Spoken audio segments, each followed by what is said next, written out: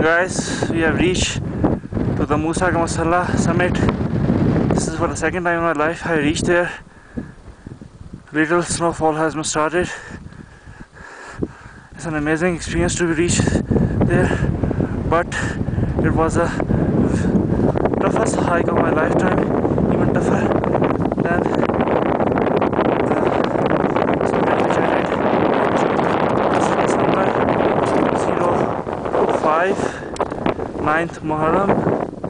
This is 360° of Musa ka Masalla. My hands are freezing. I have to take the gloves soon, so I'm shutting this down. I'm really thankful to Almighty Allah who blessed me to reach here again.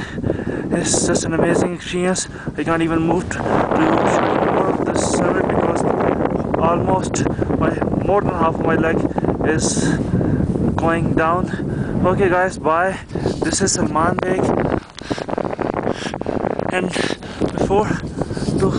let me show you a zoomed version of how much snow is around us. See this? It's an amazing place, but try to do it in summer. It's not feasible in winter, or in 3 days. Try to do it in 4 days. It's feasible. That is